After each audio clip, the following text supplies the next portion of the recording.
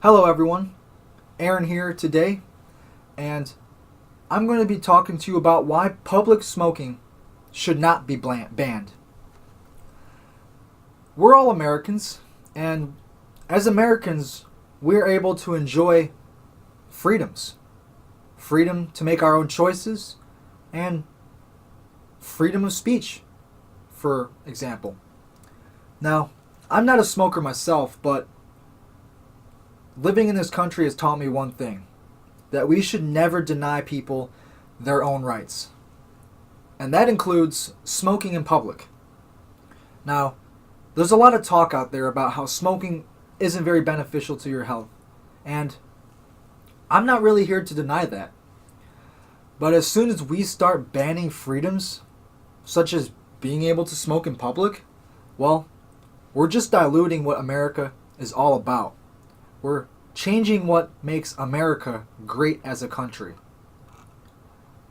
Now, mass media does a wonderful job at getting the majority to believe pretty much whatever they say, regardless of whether or not it's true. And we see this every day on the news. There's tons of false information or opinionated news that has no factual bearing. And, people that are uninformed, they seem to believe whatever they're told. And I'm here to tell you that there are some benefits to smoking. However, smoking is not the healthiest habit nonetheless. But neither are a lot of things that seem to be very legal still and acceptable in today's society. And if we start taking people's rights away from them, their right to make their own decisions, what makes us any better than any other tyrant country out there? Well, in short, nothing. America is great because we are allowed the freedoms to be able to make our own decisions.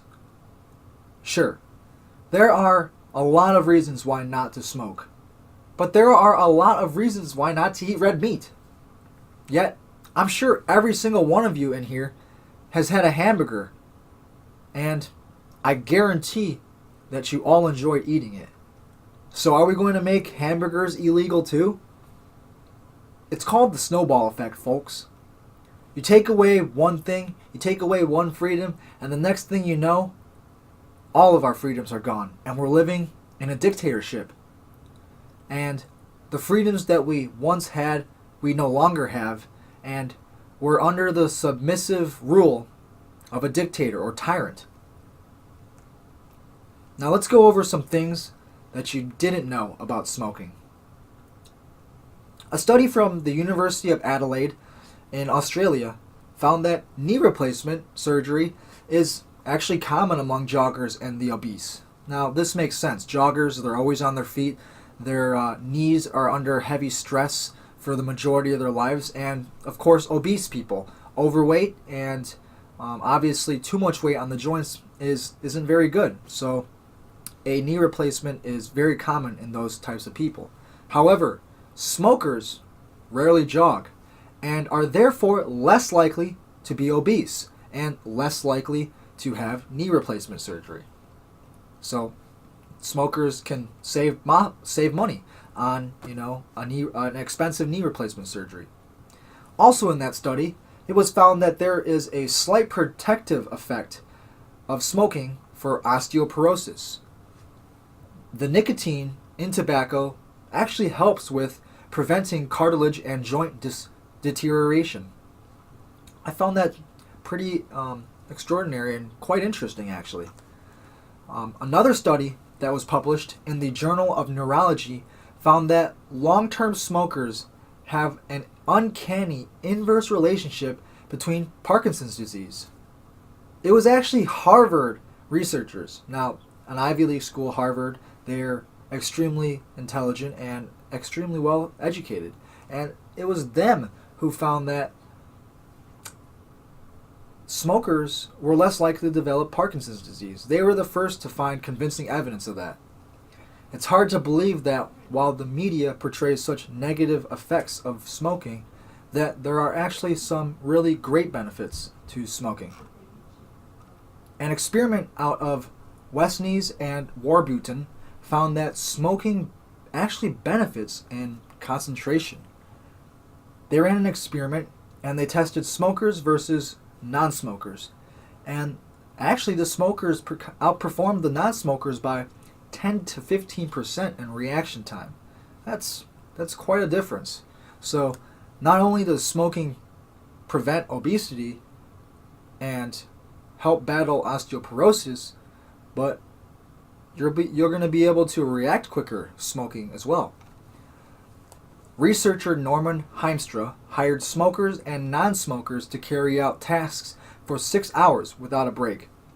The non-smokers actually became extremely angry, frustrated, and aggressive during the experiment.